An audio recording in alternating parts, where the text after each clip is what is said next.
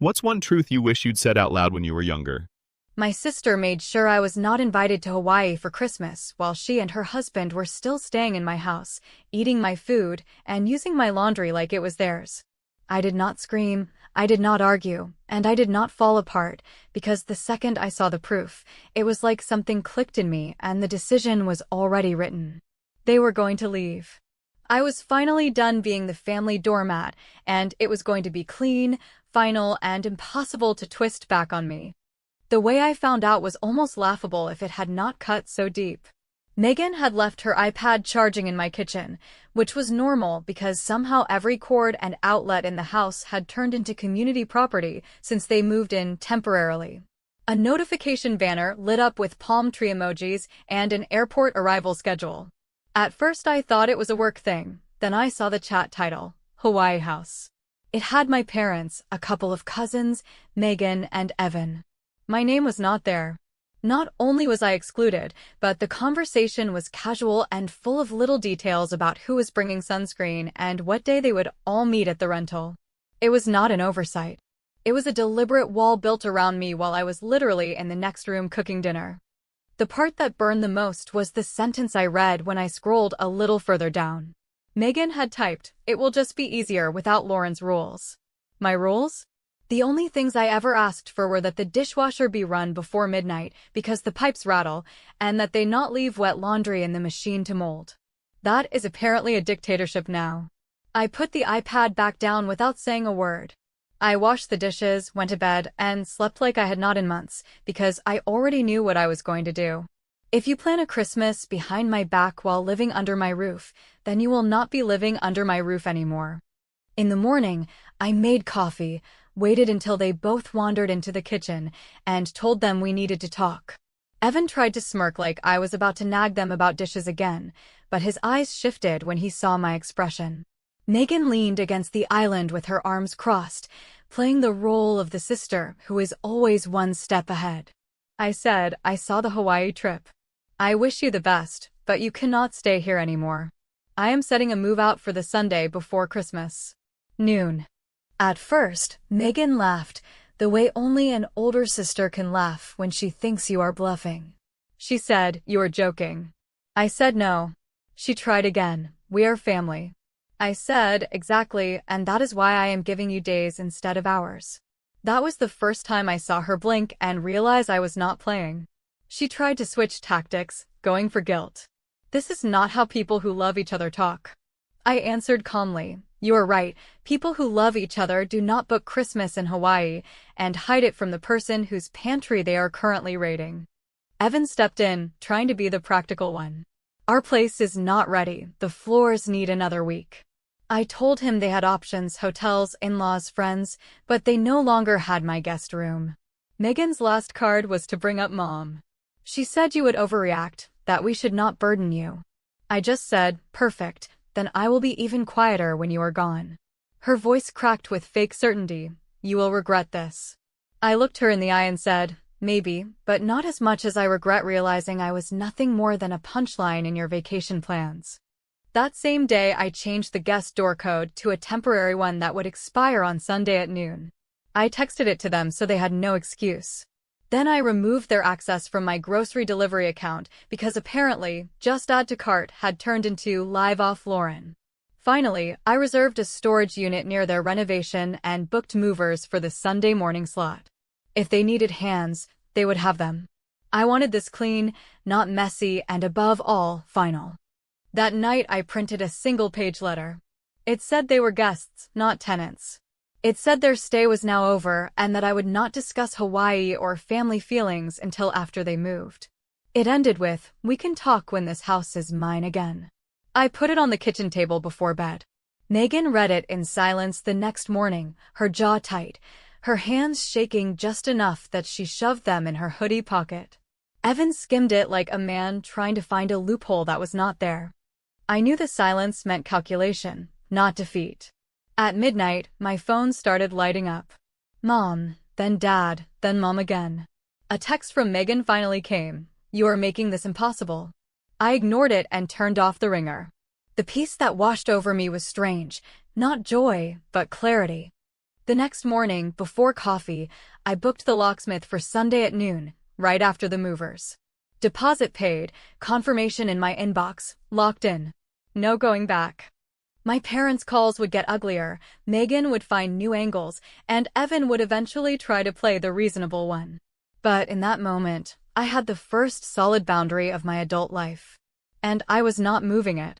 By the time the sun was up, my phone was already stacked with missed calls and voicemails that all used the same serious tone reserved for hospital updates and car accidents, except this time the emergency was that I had finally said no and meant it.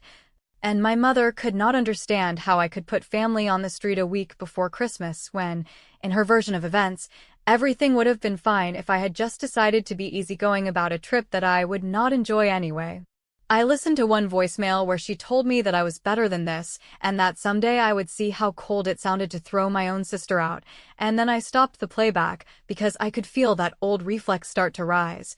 The one where I apologized to make the room relax, and I reminded myself that none of them apologized to me when they coordinated flights and villas while eating dinner in my kitchen. So I did the adult thing that always gets called cruel when you are a woman who, finally, holds a line, and I called her back with a calm voice and a calendar in front of me. I told my mother that no one was going on the street because hotels exist, relatives exist, and cash exists, and that the only thing ending was the arrangement where my guest room had turned into a permanent staging area for two people who owned their own lives, but preferred to borrow mine. She started to cry in that exhausted way that used to pull me in, saying that Megan's situation was complicated and that Evan's clients had pushed deadlines and that the floors needed another coat. And I said I believed all of that, and it did not change the date because I had made the mistake of letting compassion become policy, and I was correcting it. My father took the next call and came with a softer approach, telling me that this did not sound like me and that I was always the reasonable one, which used to sound like a compliment and now sounded like a label that kept me where they wanted me. So I told him that this was exactly me, just not the version that solved everyone else's logistics, while pretending not to notice the contempt. When he pivoted to the classic compromise line and said that a few extra days would cost me nothing but would mean everything to the family, I opened my laptop, pulled up the file that I started 2 years ago when I realized that my brain felt lighter if my generosity had a ledger. And I read out loud a series of entries written in plain words that did not accuse anyone of anything, but painted a very clear picture of what costs nothing had actually cost: the bridge transfer that helped them cover a deposit when they were short because a client paid late, the grocery bills that tripled the month they moved in because deli meat apparently reproduces, the sitter I paid when Megan forgot she had booked one and then forgot to cancel, the car repair I covered when Evan said he would pay me back and then avoided eye contact for a month, and the steady stream of small, thoughtless withdrawals from my time and my patience that never show up on a bank statement. I told my father that I did not want the money back and that I was not asking for anything. I was making one change that would finally protect the part of me that kept writing checks no one acknowledged. While we were still on the phone, I printed a 2-page guest license termination that my lawyer friend had sent me months ago with a wink because she knew my tendency to rescue people was an actual liability. And I filled in dates and times in clear handwriting so there would be nothing to debate. I slid the notice into a manila folder with 2 pens and set it on the kitchen table, beside a neat stack of printed screenshots that a cousin had texted me that morning after I told her I already knew. And in those screenshots, Megan had joked that it would be easier without me and that someone should remind people not to tell me until the airport, and the chat had responded with a string of ha-has and palm trees like I was a mood they did not want to pack. Seeing those words on paper changed the air in the room, because there is a special kind of quiet that comes when people realize the story they rehearsed is no longer the only record in circulation. Evan walked in first and stopped when he saw the folder, and I watched him scan the pages like a man searching for a clause to hide behind. But there was no clause because guests are guests and homeowners get to end guest stays without a courtroom. And when Megan came in and saw the screenshots, she went red and called it illegal, which made me almost laugh, because the only illegal thing in the room was the idea that I owed them housing while they planned to make memories on a beach by pretending I did not exist. She tried to throw my mother in the middle again and said that Mom would never forgive me, And I told her that forgiveness was not a currency I was trading this week, and that she could tell Mom I would return every call after the move when there was room in the conversation for my side to be real. When Megan pivoted to condescension and said that this was all about control, I told her that she was right, that I was controlling one thing at last, and that the thing was my threshold for disrespect inside a place with my name on the deed. And I watched the message land because she stopped smirking and started calculating, which is what people do when the target stops moving. I carried on with a tone that even surprised me with how even it stayed, and I explained that the door code would expire on Sunday at noon, that the movers were scheduled for Sunday morning, that I had prepaid a storage unit in their names near their renovation, that I would not be discussing Christmas or feelings until the house was mine again, and that any attempt to escalate would be met with a polite reminder that the plan was already in motion and that I was not stepping off it. The calls from my parents continued in waves all afternoon and evening, and I let most of them go to voicemail because I needed my head to stay clear.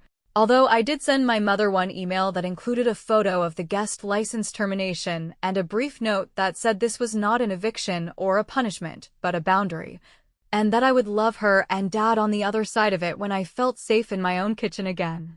She did not write back, but she texted me a line that said I would feel lonely on Christmas and that they would hate to think of me by myself, and I told her that I was not alone because peace is not loneliness, and that if the whole family needed a villain to make the vacation taste better, then I would wear the horns for a week and return them when everyone got home. Late that night, after the house had gone quiet and I had forced myself to eat something because there is a difference between standing strong and forgetting the basics, Megan sent one of those messages that are written to win a screenshot war. And it said that if I did not back off there would be no relationship to salvage, and I stared at the words for a long minute because they were not a threat so much as an X-ray of what our relationship had already become, and then I typed a single line. That said, I heard her, and that Sunday at noon was set. I set my alarm, closed the bedroom door, and felt the old habit of second-guessing creep up my spine, the one where I start to fear I am going too far, and then I pictured their suitcases rolling across tile in a rental house with a balcony. And I remembered that they had planned to let me find out from social media, and the doubt just sat down and went quiet. In the morning, I opened the last tab in my mental browser that still connected our lives in a way that benefited them and erased me. And I texted our contractor to let him know that my payment method was no longer authorized for any materials or deliveries tied to Megan and Evan's renovation, and that any purchases going forward needed to be billed directly to them because I would not be sponsoring a household that did not want me in its pictures. He responded with one word that carried more relief than judgment, and I realized that my boundary was not only cleaning up my house, it was cleaning up the way other people treated my generosity like a permanent setting. An hour after I cut off the renovation card, my parents announced they were coming over for a sit-down to resolve this like adults, and Megan texted a screenshot of a message to the family chat where she framed me as unstable and vindictive. So I opened my calendar, moved 2 meetings, slid the guest notice back to the center of the table, and printed a second stack of receipts, because if they wanted a tribunal in my dining room, I was going to bring the records and end the trial in one session. When my parents announced that they were coming over to my house to resolve this like adults, I knew exactly what that meant, because in our family that phrase was code for me sitting quietly while everyone else raised their voices until I caved. And then they would frame the whole thing as a compromise, even though I was the only one who had moved an inch. Instead of dreading it the way I normally would, I felt strangely steady, because this time I was ready with evidence, structure, and a plan that was not going to shift just because someone cried in the living room. I pulled out my binder of receipts, laid the guest notice on the dining table again, and even printed out a short timeline that listed every single step I had taken since discovering the Hawaii trip, because if I was about to be put on trial, then I was walking in as my own attorney with exhibits already marked. When they arrived, the first thing my mother did was walk past me without saying hello and sit down at the dining table with a sigh so heavy it sounded rehearsed. My father followed, calmer, but with that serious look he used when he was trying to disguise anger as disappointment. Megan and Evan trailed behind, And I could feel the way they had built themselves up for the scene, because Megan immediately leaned back in the chair with crossed arms like she had been waiting to deliver closing arguments, while Evan looked down at his phone as if he was just an observer caught in the wrong place at the wrong time. I opened with one sentence. I told you the move-out date is Sunday at noon, and nothing in this conversation changes that. The explosion was immediate. My mother accused me of cruelty, saying that Christmas was not the time for ultimatums and that family should be able to work things out. My father added that shutting the door on Megan and Evan was going to cause lasting damage that I would regret, and Megan jumped in to say that she was humiliated that I had involved movers and a storage unit like she was some stranger off the street. I let them all finish before I spoke, because interruptions are fuel for them, and when the room finally quieted, I slid the folder across the table. Inside were printed bank transfers, Venmo screenshots, grocery bills, and childcare receipts, every line item that proved that for years I had quietly stepped in whenever they had been short, careless, or simply unwilling to handle their own responsibilities. My mother glanced at the papers, but pushed them back like they were offensive. My father frowned in silence, and Megan rolled her eyes and said that keeping track of every little thing was petty. I said, "This is not petty, this is clarity. You have all treated me like the safety net that never rips, and then you decided to exclude me from Christmas while you lived under my roof. That is not just unkind, it is insulting, and it ends now." Evan looked like he wanted to speak, but Megan cut him off and insisted that the whole Hawaii trip was being blown out of proportion, that it was a gift from his parents, and that they had not told me because they assumed I would not enjoy it anyway. That excuse might have worked if I had not seen the screenshots where my name was mocked, so I pulled those out next and placed them on the table. My father looked genuinely uncomfortable when he read the line about not telling me until the airport, but instead of calling it what it was, he sighed and said that siblings fight and that we should not make permanent decisions over temporary mistakes. I told him this was not about one vacation. It was about a pattern where my needs and feelings were always treated as optional. I said that when someone lives in your house and still finds a way to erase you from a family gathering, it is not a mistake, it is a choice, and choices have consequences. The silence that followed was thick, but I refused to fill it, because silence is where they usually push me to retreat. When Megan finally spoke, her tone had shifted into pure venom, accusing me of enjoying this power trip and warning me that once I kicked them out, the family would never look at me the same again. I looked her in the eye and said, then at least they will finally look at me as someone who does not let herself be treated like a backup option. The argument dragged for almost an hour, circling the same points, them demanding compassion, me refusing to move the date. At one point, my mother raised her voice and said that one day I would be old and alone and regret pushing everyone away, and I calmly answered that being surrounded by people who saw me as nothing more than a resource was already lonely. So I was not afraid of quiet. That was the moment when my father, usually the mediator, actually stood up and said he had heard enough. He told Megan and Evan that while he did not like the way I was handling this, it was my house, and they had no legal ground to fight it, so they needed to accept it and move out. It was the first time in my life that he had not ended an argument by telling me to bend. Megan looked shocked, Evan looked defeated, and my mother looked like she had lost her favorite script.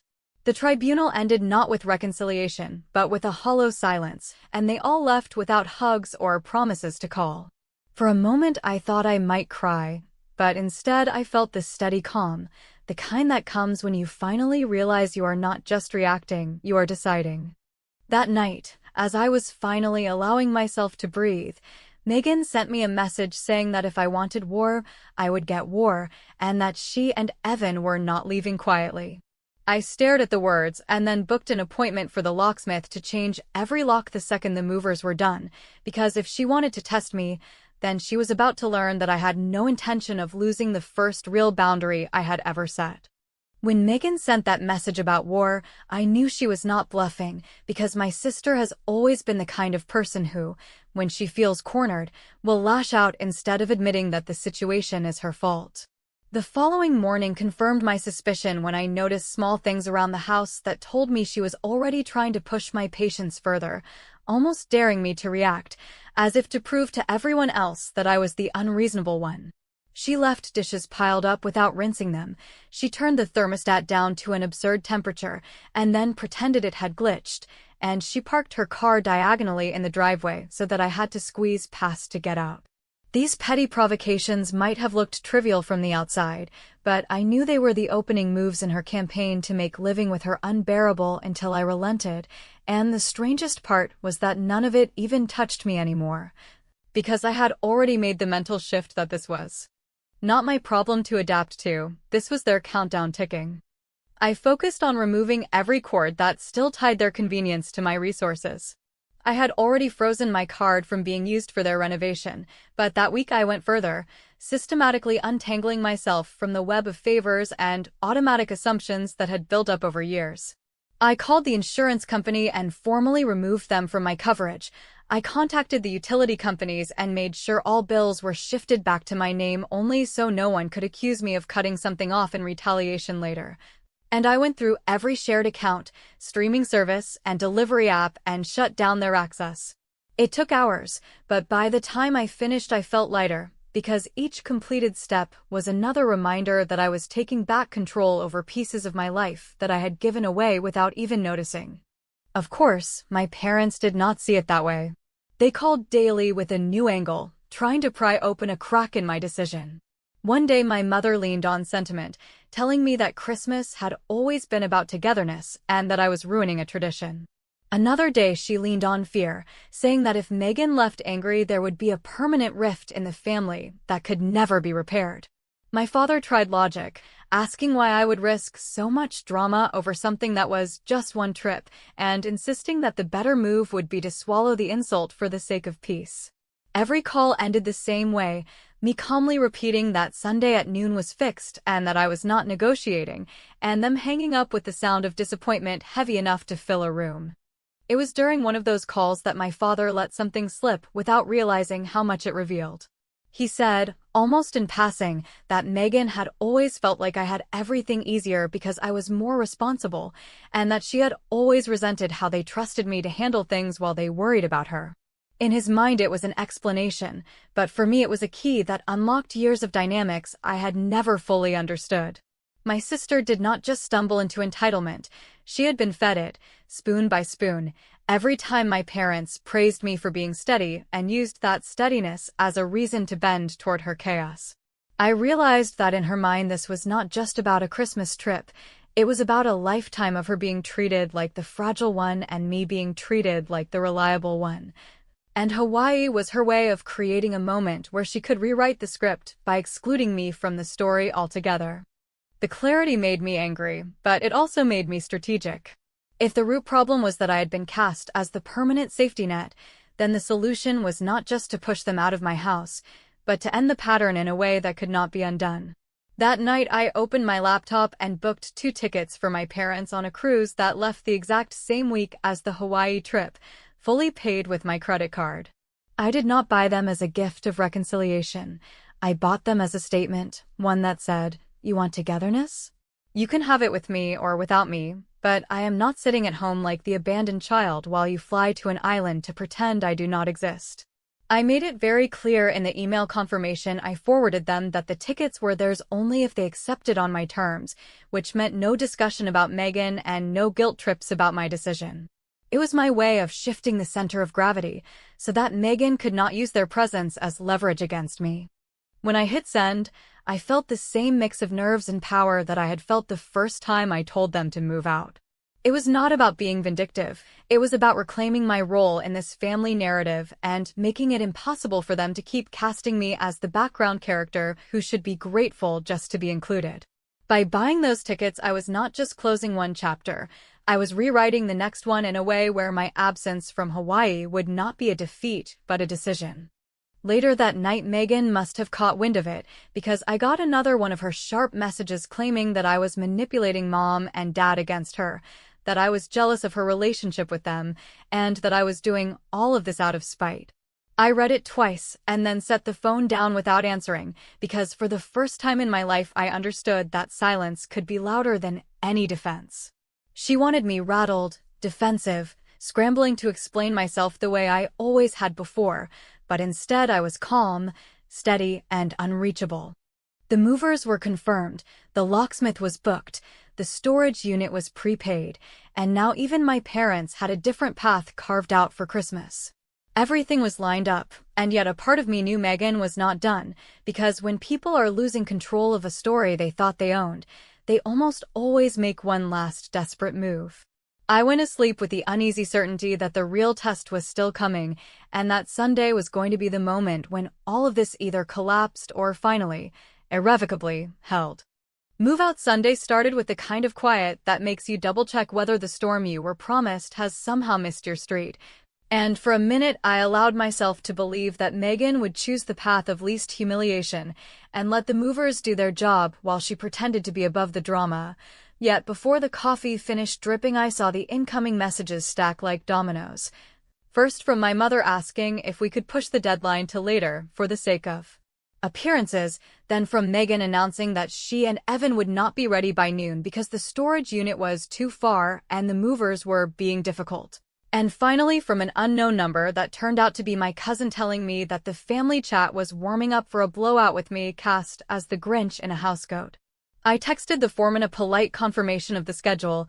I printed one more copy of the guest license termination in case anyone wanted to perform confusion, and I placed it on the console by the door beside the locksmith contract that might as well have been a metronome for my heartbeat, because every time I looked at the time I felt steadier and less likely to let a single word yank me off the rails I had laid for myself. The movers showed up early with wardrobe boxes and that quick, efficient energy of men who have learned to ignore family arguments because they are not paid by the tear, and as they started with the guest room closets I watched Evan appear in the hallway, rumpled and sheepish in a way that would have softened me in any other decade of my life, and I listened as he tried the last reasonable appeal by asking whether their boxes could stay in the garage just for a couple of days, to which I replied with a calm, complete sentence that stated the garage held my car, not a waiting room for people who miscalculated, and that the unit I had prepaid in their names was 10 minutes away, clean, climate-controlled, and ready. He nodded like a man who had run out of angles and returned to packing without another question, which left the performance portion to Megan, who came downstairs carrying an armful of clothes like a martyr and announced in a voice pitched exactly for my parents' benefit that she was doing her best while I was intentionally making everything harder than it needed to be, and I simply stepped aside, pointed to the stack of boxes labeled with their names, and said that if labeling things clearly is cruelty, then I am guilty every day of the week.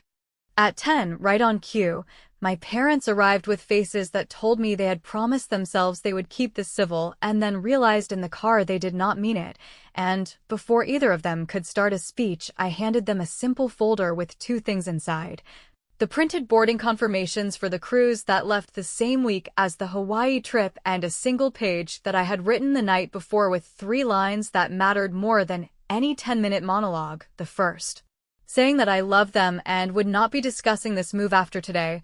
The second saying that the tickets were theirs if they chose to spend the holiday away from the triangulation circus with all phones off and no family group chats. And the third saying that if they chose Hawaii instead, I would still love them and would see them in the new year after I had put this house and my attention back into alignment with my name on the deed. My father read both pages, looked at me with something that was not quite pride but was definitely not disappointment, folded the confirmations into his jacket pocket, and said he needed an hour to think in the car, while my mother sputtered about manipulation until she realized the movers were in the hallway and remembered she likes to look composed in front of strangers, which silenced her faster than any argument I could have made.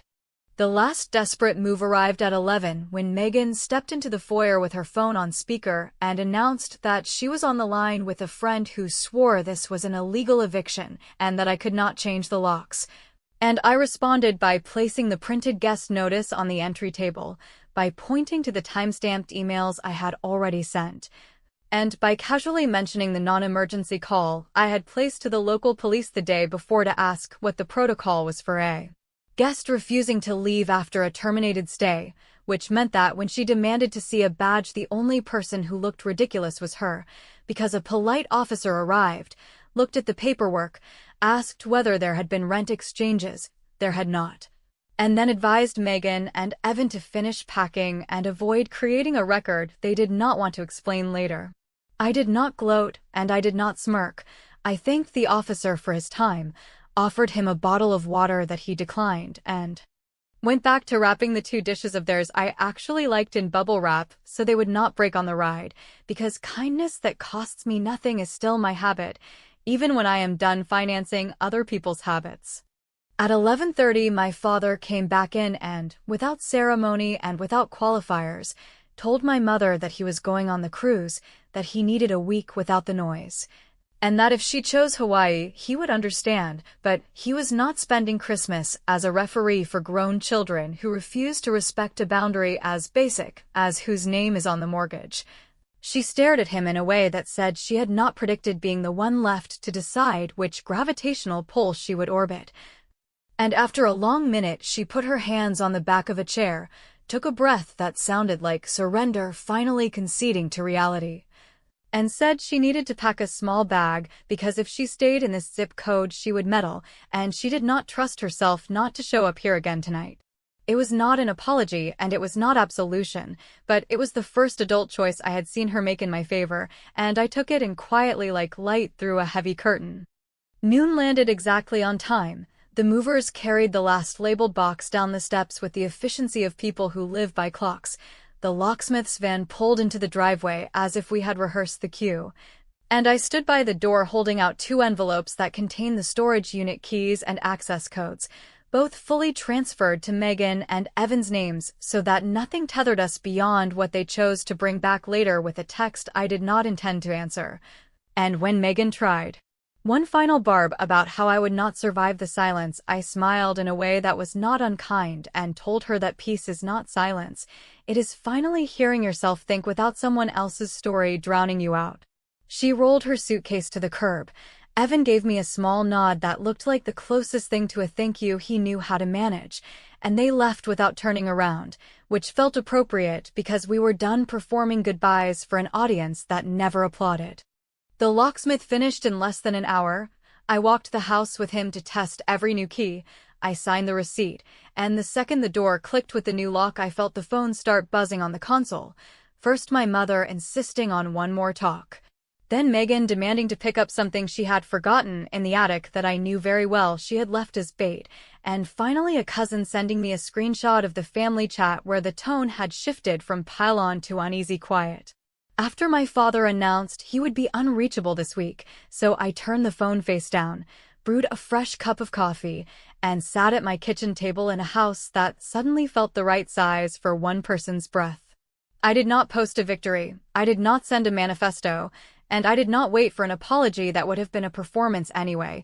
Instead, I opened a new email, drafted a short note to the family that said I would be unavailable until the new year and that any key emergencies could go through my lawyer, attached a single photograph of the signed notice with the date circled and the mover's receipt below it, pressed send, and closed the laptop because the evidence did not need defending now that the door had learned my name again.